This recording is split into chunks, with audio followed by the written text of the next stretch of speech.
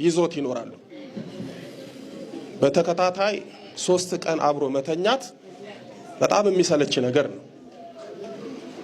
ተውት ሌላ ይቅርና እንደው በሃይማኖት ተውትና ዝም ብላችሁ እንደሰው ስታስቡት እማታውቁት ጥላ የሆነ የማይጨበጥ የማይዳሰስ አካል ያለው ነገር መጥቶ እየተገናኘ ሲሄድ ውስጣዊ ሞራላችሁ ይሞታል፣ ሰብናችሁም ዝቅ ይላል። እኔ ከሰው ጋር ማደርገውን ነገር ከማላቀው ከባዕድ አካል ጋር ለምን ይሄንን አደርጋለሁ እያሉ የሚጨነቁ ብዙ ሰዎች አሉ። በጣም አደገኛ ነው። ራሱ አይነ ጥላው አካሏን ይለምዳል፣ ወዟን ይለምዳል፣ ከዛ ይላመዳል። ብታገባ ይሄ አብሮ እየኖረ ልጅ ሲወለድ አብሮ ይወለዳል። ለዛ እኮ ነው አብሬ ተወልጄ እያለ የሚጮኸው። አንዳንዱኛ ያዋለድን ይመስል ምን ይላሉ? አይ አይወለድም እናንተ ያመጣችሁት ነው ይሉናል። ይሄው ራሱ ደግሞ ተወልጄ አብሬ አድጌ ነው ይላል። ብዙ ጊዜ መቼም ስለ አይነ ጥላ ተናግሬ ያለው በመጽሐፍም ደረጃ ከ200 በላይ ገጽ ያለበት መጽሐፍ ጽፌያለሁ። ለዛም እንዲመቻችሁ እየሰለቻችሁ ስለሆናችሁ ነው በትንሹ የጻፍኩት። አሁን ደግሞ ብዙዎችን እያሰቃየ ያለ ግን የተዘነጋ አይነ ጥላ ሆኖ ደግሞ ሌላ አይነ ጥላ አለ፣ ገርግር የሚባለው።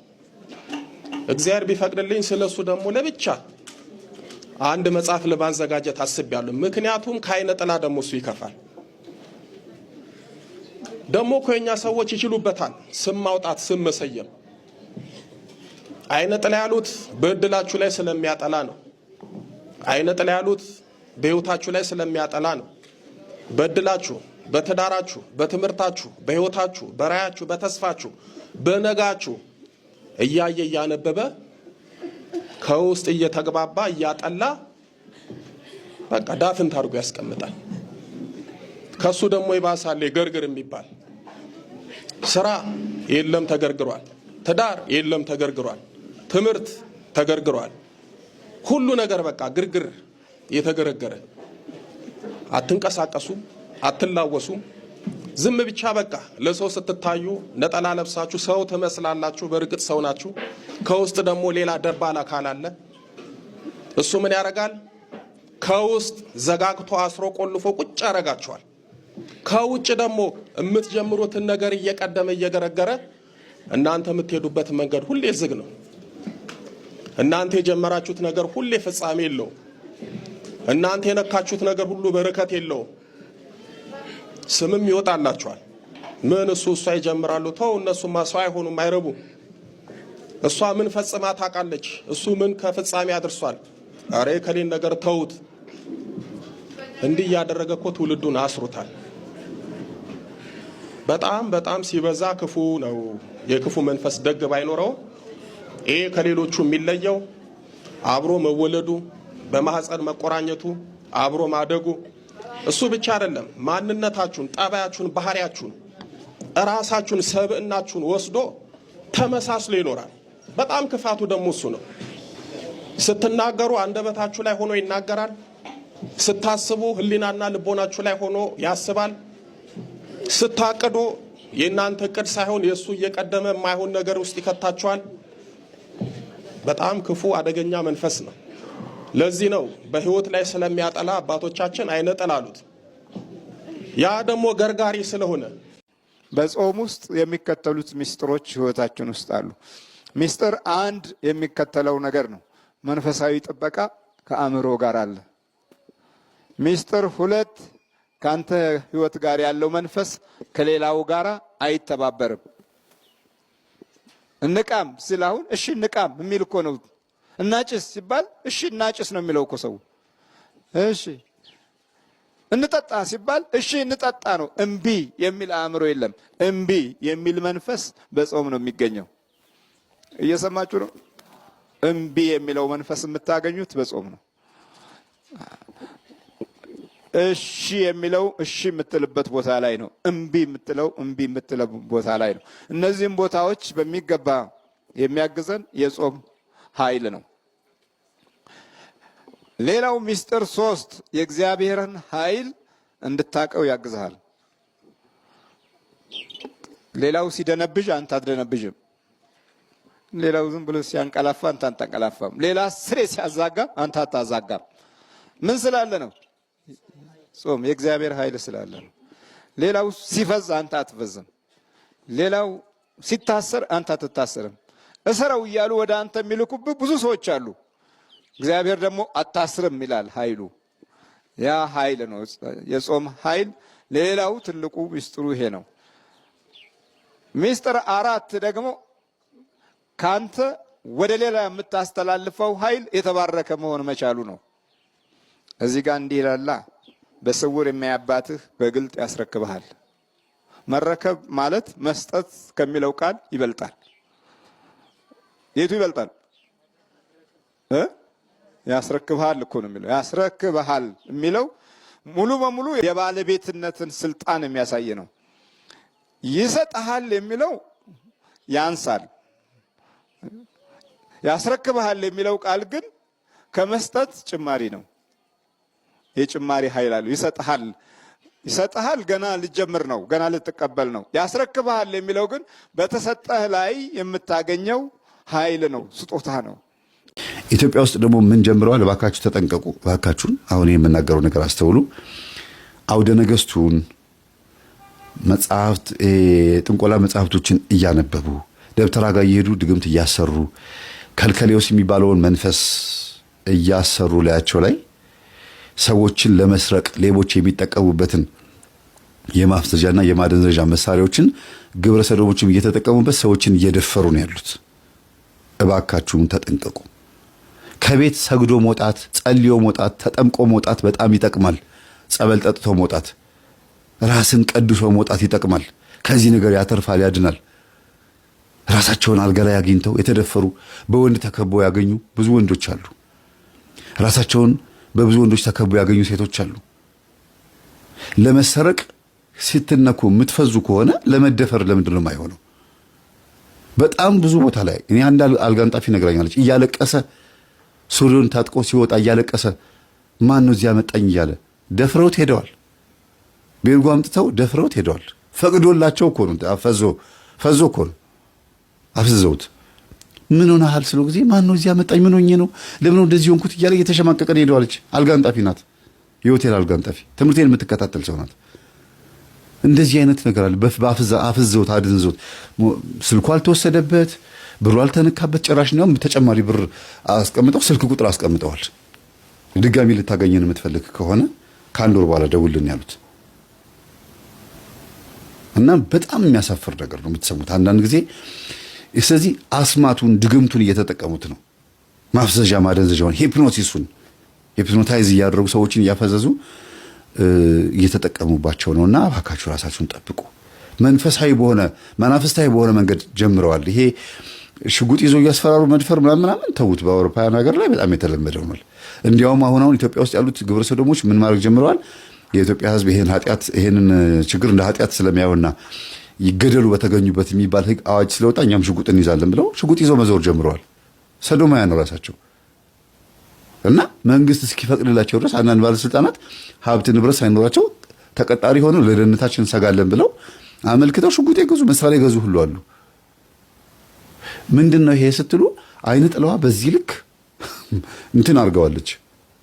እንዴት ነው አይደለ? ቶፕ ደረጃ አድርሰዋለች የግብረ ሰዶም ኃጢአት። ግን የተጀመረው ከየት ነው ስትሉ ከግል ወሲብ ነው። ተደብቆ ዘርን ከማፍሰስ ነው የሚጀምረው። ወንድሜ ሴት ጋር ሄደ ብታመነዝር ይሻላል። አንዳንዴ ማመንዘርን እየደገፍኩ አይደለም፣ ደጋግሜ ነው የምናገረው። ሴት ጋር ሄደ ብታኛ ይሻላል። ድንገት አረገዝኩ ብላ ውለጂ ብትላት ይሻላል። አረገዝኩኝ ወለድኩልህ ልጅ ወለድኩልህ ብትልህ ይሻላል ከዚህኛው ኃጢአት። እንደው የተሻለውን ነው የምነግርህ እንጂ ይሄኛው ኃጢአት ጥሩ ነው እያልኩ አይደለም ያለሁት። እንደው ከዛኛው ይሄኛው ይሻላል። እናትህ ታሳድግልሃለች ልጅህን። ግለ ወሲብ ፈጽመህ ሰዶማዊ ሆነህ ለብቻህን ሄደህ ኃጢአትን እያተራመስካት እያጣጣምካት ከዛ በኋላ ኑሮ ህይወት አስጠልቶ ምናምን በከተማ እየተሰደብክ በቤተሰብ በበንደር እየተሰደብክ ዴንታ ቢስ ሆነ ከምትሞት ዲቃላ ወለደ ብትባል ይሻላል። ሴትን ነክተሃት፣ ሴት ተጠግተህ መቼም ደፍራሃት ማለት አይደለም፣ ይገባሃል። እና ይሄንን ነገር እባካችሁን አስቡበት። ግለ ወሲብ በጣም ከባድ ነው። ዘርፈ ብዙ ኃጢአት ነው፣ ዘርፈ ብዙ ሞት ነው። ልክ ግለ ወሲብ መፈጸም የጀመርክ ወጣት ካለህ ሞት በአንተ ዙሪያ ላይ ያጃበበ በውስጥህም እየተደላደለ ነው። በአንተ ውስጥ ሞት በደንብ አድርጎ ቦታ ይዟል። ዘና ብሎ እግሩን ዘርግቶ ቁጭ ብሎ መጽሐፉን እያነበበብህ ነው፣ እየመራህ እያገዘህ ነው። እንዲያውም አንተ እያገዝከው ነው ማለት ይቻላል። ስለዚህ በአንድም በሌላ መንገድ ግለ ወሲብ ሳይንሳዊም መንገድ ብትመጡ ዶፓሚኑ የደስታ ስሜትህን ጥፍት ያደርገዋል። በመንፈሳዊ መንገድም ብትመጡ ከእግዚአብሔር ጋር ያጣላል። ግብረ አውናን የሚባል አለ። ዘፍጥረት 38:8 ላይ መጽሐፍ ቅዱስ ዘፍጥረት ምዕራፍ 38 ቁጥር 8 ላይ ግብረ አውናን ትዕማር የምትባል አንዲት ሴት አለች። ያቺ ሴት የይሁዳ አባታችን ወይም ደግሞ የያዕቆብ ልጅ ማለት ነው። ይሁዳ ንግስና ከአንተ ዘር አይጠፋም የተባለው ይሁዳ ማለት ነው። የመጀመሪያ ልጁ ኤር የሚባል ልጅ አለው። ለበኩር ልጁ ለኤር ትዕማር የምትባል ሴትን አጋባውና ከዛ በኋላ ሞተ ይላል። ተቀስፎ ሞተ። ከዛ ወንድሙን አውናን የሚባለው ወንድሙ ብዙ ወንድሞች ያሉት እና ብቻ ባጭሩ ሳመጣላችሁ አውናን የሚባለው ወንድሙ ግባና ለወንድምህ ልጅ ውለድለት፣ ከሚስቱ ሂድና ልጅ ውለድለትና ሚስቱን አግባ ይለዋል። እሺ ብሎ ይገባል። ግን ወንድሜን ከገደለች ሴት ጋርማ እንዴት ዘር እቀጥላለሁ? አልፈልግም፣ ከሷ ዘር አልፈልግም ብሎ ሩካቤ ፈጸመና ስሜቱ ሲመጣ ውጭ አውጥቶ አፈሰሰው ይላል። ይሄን ባለፈውም ነግሬያቸዋለሁ። መደጋገም አያስፈልግም። እግዚአብሔር ቀሰፈው ይላል። ዘርን አውጥቶ ማፍሰስ፣ በኮንዶም ጠቅልሎ ሽንት ቤት መጣል፣ ቆሻሻ ላይ መጣል፣ ግለ ወሲብ መፈጸም አንድ ነው፣ ተመሳሳይ ነው። ያለ ቦታው ዘርን ማፍሰስ ማለት ነው ባጭሩ። በዚህ ጉዳይ ላይ ህልመ ሌሊት ወይም ደግሞ ዝንየት ተብሎ የሚጠራው በተወሰነ መልኩ ይሳተፋል። ለምን? ቀን አይኑ በዝሙት የተንከራተተ ወንድ ነው ማታ ሴትን የሚመለከተው ይባላል። ለዚህ ንስሐ መግባት ይችላል። ግን ሌሊት ዘሩ ስለፈሰሰ ሩካቤ ይፈጽማል ማለት አይደለም። ለአይነ ጥለዋ ግን እራትና ምግብ ሰጥቷታል ወይም ግብሯን ሰጥቷታል ማለት ነው። ስለዚህ ዘሩን ደጅ ሲያፈስ እግዚአብሔር ቀሰፈው ይላል። ለምን? ዘርን ማፍሰስ የእግዚአብሔር ንብረት ማፍረስ ማለት ነው። እግዚአብሔር እንዲቀጥል የፈለገውን ዘር ለምን ይሄን አደረገ? አሁን ትዕማር ላይ ባልን የሚገል መንፈስ ጭኗ ላይ ሊኖር ይችላል። ግን ምንም ይሁን ምንም ሴት ማህፀን ውስጥ ዘርን አፍስሶ የሚሆነውን ማየት ነው የሚሻለው። ገብቷቸዋል። ልክ እንደ ወለተ ራጉኤል ማለት ነው። ሳራ ነው የምትባለው አይደለም? ወለተ ራጉኤል ድርሳነ ሩፋኤል ላይ እንዳለችው 6-7 ወንዶችን አገባች። ጭኗ ላይ የተቀመጠው አስማንዲዮስ ወይም አስሞቲዮስ የተባለው መንፈስ ባሎቿን ይገልባት ነበረ። ጭኗ ላይ ተቀምጦ ሲል የሚያምር ሰውነት አላት ማለት ነው። አሉ እኮ በጣም ብዙ ሴቶች የውስጥ ሱሪ ሳያረጉ ፓንት ሳያረጉ እንዲታይላቸው ሰውነታቸው ሲሞናደል እንዲታይላቸው ወዲያ ወዲህ እያሉ ወንዶቹን ይስባሉ። ከዛ ከነሱ ጋር የተገናኘ ወንድ ደግሞ ልምሾ ይሆናል፣ ይታመማል ማለት ነውና ብዙ ወንድ ስለሚመለከታቸው እነሱ ራሱ የብዙ ወንዶች የዝሙት መንፈስ ተጠቂ ነው የሚሆኑት። እንደዚህ የሚያደርጉ ሴቶች ከላይ ሺቲ የሚባል ነገር ያደርጋሉ። ከዛ ፓንት ላይ ወሸቅ ያደርጉታል። ሲሄዱ እንደፈለጉ ዘበጥ እያሉ ይሄዳሉ፣ ይሰበስባሉ። የብዙ የወንዶቹን መንፈስ ሁሉም ያያታል አይደለም? የሁሉም የዝሙት መንፈስ ይገባባታል ማለት ነው። ልጅ ስትወልድ ከዝሙት መንፈስ ጋር ነው የምትወልድ። የብዙ ወንዶች መንፈስ ይገባባታል። ልጆቿ ላይ፣ ትዳሯ ላይ ጣልቃ ይገባል። ከባሏ ጋር አትስማማም። ለምን? ይሄ ሁሉም የተመለከታት የዝሙት መንፈስ ገብቷል። ያን ተሸክማ ወደ ቤቷ የምትገባው አስቡት። ሰብሰብ ብላ የምትገባ ሴት ደግሞ ምንም መንፈስ አታፍስም። ከልል ሰብሰብ አድርጋ ትገባለች። የሚታይ ነገር የላትም። ሸፈና ጋር የምትሄደው ፋራን ማን ያየዋል? ወይም የተሸፈነ ነገር ማን ያያል? የዝሙት መንፈስ እኮ አንዱ መግቢያ መልክቱ እንደ ቡዳ ሆኖ ማየት ነው። ኧረ ሲያምር እንዴ ማም ይላል አይደል? ጎረምሳው ኧረ ምንድነው አንድ ቀን አታናግሪንም እንዴ ምናምን ይላል። መለከፍም ትፈልጋለች፣ ይለክፋታል። ልክፍት ራሱ አጋንንት ነው ዞሮ ዞሮ። ከዛስ ያ በአይን ያየው የዝሙት መንፈስ፣ በቡዳ የገባው የዝሙት መንፈስ በተግባር በደንብ አድርጎ ይገባል ማለት። በተግባር በደንብ አድርጎ መንፈሱ ይደላደላል። ከዛ በኋላ የሁሉም ትሆናለች። አንዴ ከሆነ የተነካችው የሁሉም ከሆነች ደግሞ የሁሉም የሆነው መንፈስ የገባው ልጁ ላይም ይገባል። እሱም አርፎ አይቀመጥም። እቺን ሴት ባየበት አይኑ ሌላዋን ሴት ያያል። ለምን? ሁሉም ወንዶች ያዩት ሴት መንፈስ እሱ ላይ ስለገባ ሌላዋን ሴት የማየት እድሉ በጣም ሰፊ ነው የሚሆነው። ስለዚህ መልከስከሳችን የመበላላት ምልክት ነው። እርስ በርስ በቡዳ ተበላልተናል። የተበላላንበት የቡዳ መንፈስ ባህሪ በራሱ ብዙ ሴቶችን ያየ አይን መንፈስ ነው። ስለዚህ ሲመጣም አይኑ ብዙ ነው። አይረካም፣ በአንድ አይረጋም፣ ወንዱም ሴቱም ማለት ነው። እና ከለል ብሎ መሄድ አይሻልም? ደበቅ ብሎ ሰወር ብሎ በረጅም ቀሚስ በነጠላ ውስጥ ተደብቆ ትልልቅ ረዘም ያለ እንትን ካፖርት ነገር በቃ ለምን ሲባል እንዲታይ አይደል እግዚአብሔር የፈጠረው። እሺ ግለጪውና ከዛ የሚመጣውን ደግሞ ተቋቋሚያ ማታ ምትሰግጂ ከሆነ ግለጪው። ደግሞ ይታሰጠውኛል ብለሽ የምታስቢ ከሆነ እንዲታይ ነው ካልሽ ማን እንዲያየው ብለሽ ማሰብ አለብሽ እኮ። ተፈጥሮሽ ሁሉም ሰው እንዲያየው አይደለም። ሁሉም ሰው አይቶት ምራቁን እንዲወጥ ወይም ደግሞ ለአጩ እንዲያዝረበርብ አይደለም። ወይም ደግሞ አንተም ልክ እንደዛው የሆነ በቃ ሴቶችን ሁሉ እንድታጫወት አይደለም የተሰጠህ እኮ ተፈጥሮ።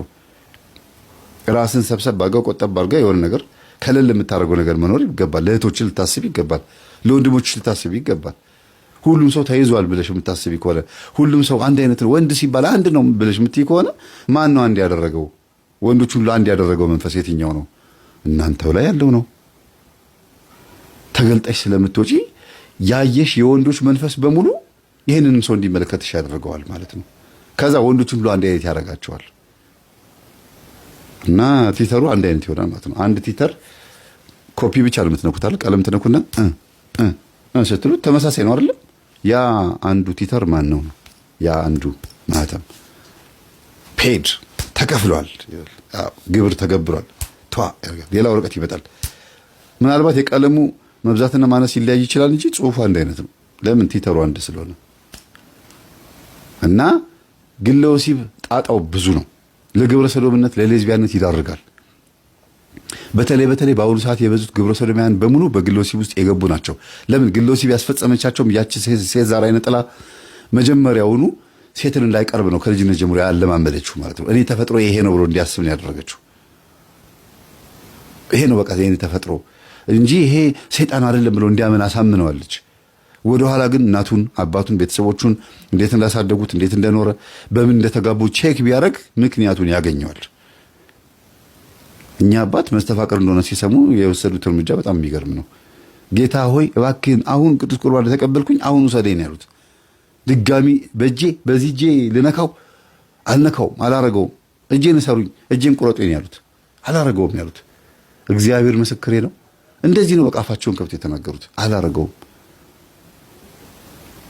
እጃችን ልክ አረብ ሀገር ብንኖር ይሻለናል። አረብ ሀገር አሁን ሌባ ሲሰርቅ ከተገኘ አይደል ይቆረጣል አይደል? አሁንም ድረስ አለ ይሄ ህግ።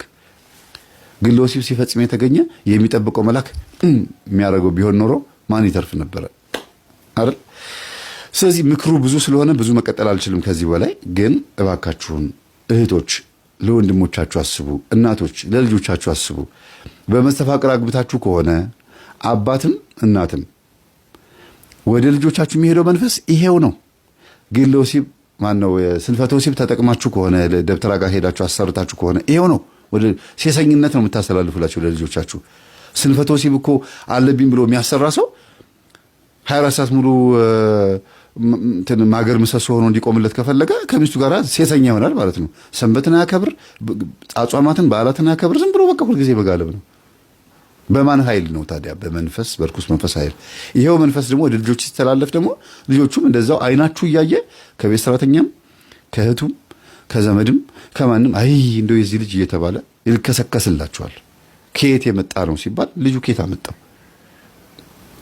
ለዚህ ነው ቤተሰብ ወደኋላ ዘር ቼክ አድርጉ ምለው። ከማንም አይመጣም።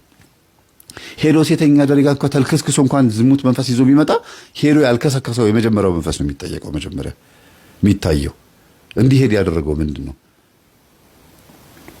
እና አይናፋርነት በራሱ የቻለ በጣም ከባድ ተጽዕኖ አለው። አይናፋሮች ከትምህርት ቤት ሲጀምሩ ወንዶች ከሆኑ ቀና ብሎ ሴቶች ማየት ስለሚፈሩ ቦርሳቸውን አዝለው ደፋ እያሉ ሲሄዱ አካላቸው ሰውነታቸው ራሱ ጎበጤ ማለት ባህሪ ሁሉ አለው። ሲያናግሩ ፊት ለፊት ባትክሩት አያዩም።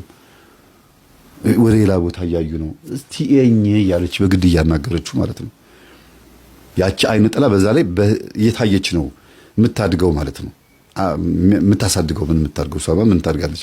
አብራው የምታድገው እና ኃጢአትንም በዛ ልክ ነው የሚያስፈጽሙትና ለነዚህ ሰዎች ተብሎ እንደወጣ አስመስሎ ፊልምን መስራት ማለት የነጮች ትልቁ በቃ ኮንስፓይሬሲያቸው ነው። ለኛ ግን ውድቀትና ሞታችን ነው። ሰይጣን በጠረባ ሳይመታን ካልባረከኝ አለቀህም ብሎ ያዕቆብ መላኩንና እግዚአብሔርን እንደታገለው እኛ ደግሞ ሰይጣንን ደግሞ ምን ካልረገምከኝ ካልገደልከኝ አለቀህም ብለን በግድ ከሰይጣን ጋር እየታገልን ያለ ነው። እንዴ ስለነበረ ሰዓቱ ላይ አምላካችን ስም የተመሰገነ ይሁን። ሰላም